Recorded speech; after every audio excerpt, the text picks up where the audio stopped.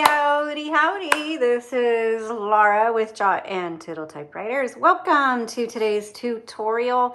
If you're not familiar with us, please visit us at jotandtittletypewriters.com. You can find out a little bit more about who we are, what we have.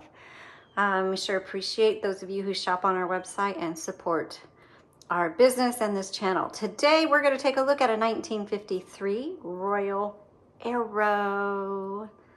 All right, post-war Royal. This one looks a little bit different. Most of the arrows that we've usually have a more rounded look. Those are from the 40s. This has the little winged accents. It's kind of what they call the wings. Has the metal royal letters. This is before they did the R that swoops down underneath. So this is a real basic typewriter. There's no tabulator on it. That's just the way it's made. So let's take a look-see. If you want to see how it types at the end of this tutorial video, it'll pop up on the screen, a demo. You can just click on that recommended video. It'll take you to the typing part of this. You can see how it types. Okay, so this has magic margins, and I'm just feeling, okay. So yes, you can flip open this top. This is also where the margins are, but really this is your magic margins. To release this carriage so it moves, there's a lever here and here behind the handles. Just pull that in, doesn't matter which side. That carriage is gonna move as far as you have the margins set. Now these margins are really narrow, so I wanna move it out that way. So I'm gonna hold this down while releasing the carriage, move it out, then release them both. And now my margin is out there. Same thing with this side. I want to move the margin out that way. Hold it down. Oops. Release the carriage, move it out, release. So now my margins are all the way across.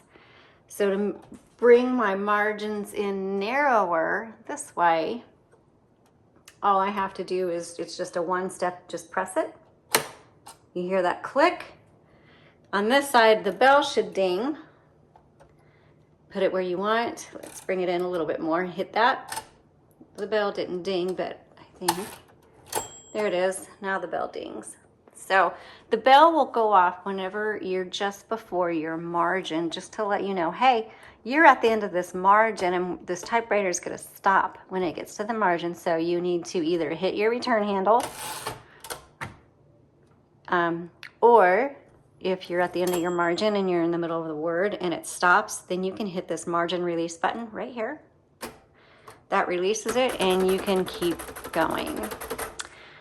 All right, now over here is a line selector. You'll see 1, 2, and 3 on your typewriter. That means 1 line, 2 line, 3 lines. So when you hit your return handle, that just moved 3 lines. Double line, single line. Okay, that is what that is for. This is to release your platen. You're not going to need it unless you're taking it out to clean it. I would recommend you leave that for somebody else. Now there is a button on the left side, a silver button. You may wonder what that is for. It's not going to be on the right side, it's only on the left. Well, if you turn the roller, which is also the platen, you hear it click, and that's clicking every half of a line, which is great. You want your roller engaged. It advances better when it's engaged.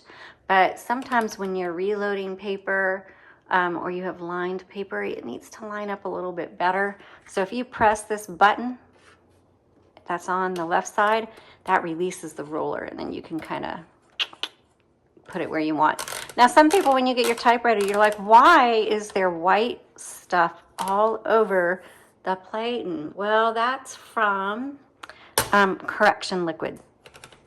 Because backspace on a typewriter does not erase. You just type over your mistakes. But some people like to use correction liquid, and that can get messy. And so that's usually, there is usually white speckles on the platens, or platens, however you want to say it.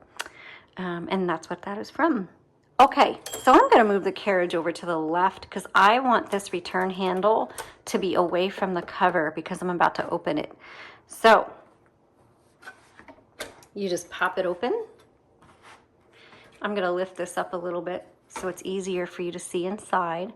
So here's your basket area. These are your type bars. Touch control determines how hard these type bars are going to strike your paper. I am sorry, I hit this silly thing all the time. You would think I'd get used to it, but no, I hit it every single video. Okay, this one has metal spools in it. It's probably what the original ones looked like, though they're not the original spools. So I don't know if you have your original spools or not, but if you don't have any spools, it takes a universal ribbon, and that is a 2-inch spool with a 1/2-inch ribbon.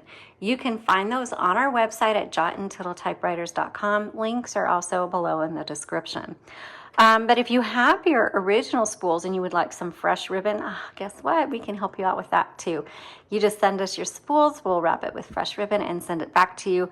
There is an option for that on our website. It's called custom ribbon. Okay, when it's time to change out your spools, you just pull out the ribbon, real easy, or the spool. The ribbon's going to come out of the guide wire here. There's also a guide wire here. The guides in the middle, you'll see, I don't know if you can see, there is like a divider, a space in the middle right there. That's where you thread your ribbon through, and then it goes behind, and then the same on the other side. There is an up-close image of this, so you can reference it while you're loading your ribbon. Please go to the product listing link in the description below. That will take you to the photos where you can save the photo for reference. Okay, now when you are putting in your spool, make sure that the ribbon is coming, let's see if I can do it, that the ribbon is rolling off the back side and not the front side, okay? So kind of like a toilet paper roll, you want it coming over the top, okay? Depending on what you like, but for your typewriters, they like it coming over the top, okay?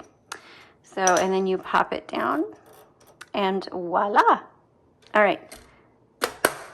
Down here is ribbon reversal, so that when you get to the end of the spool, this is your manual reversal that reverses the ribbon. You can reverse it like 50 times before you need to change out your ribbon. There's a lot of ink in that ribbon. It's going to last you a really long time. Your color selector is over here on the right. So there's red, black. The white selector is for stencil. You're most likely never ever going to use that. So don't put the selector on the white because it won't type. So if you are typing along or you haven't used it in a while and you get it out and it's not typing right, there are 2 things to check. 2 things. Make sure your color selector is firmly on the red or the black, and try reversing the direction of your ribbon. Those 2 things most likely will solve any issues that you're having, or if you're typing along and it starts to feel weird, or just the font looks faint, or it just stops on you. Don't force it. Always stop. The first thing you always do when you have issues with your typewriter is check the ribbon reversal. Always, no matter what. And then if that doesn't work, then you can break it down from there. Okay, so we talked about the margin release. We talked about the backspace. And here's your shift. This is a shift lock. To undo the shift lock, it doesn't matter which one, just press down on one of these and that'll undo the shift lock. And that is how you use an arrow. And hold on a second. I was going to show you where the serial number was, if I can find it.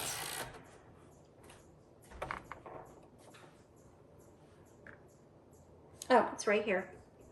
So if you want to know what your serial number is and what year it was made, there's the serial number right in here underneath the carriage, and then you can go to typewriterdatabase.com and look up that serial number to see what year your machine was manufactured.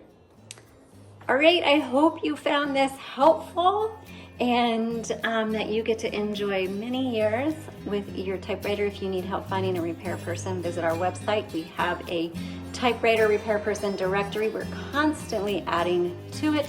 So if your name is not on there, or you know somebody whose name needs to be on there, please let us know. Thanks so much and have a great day.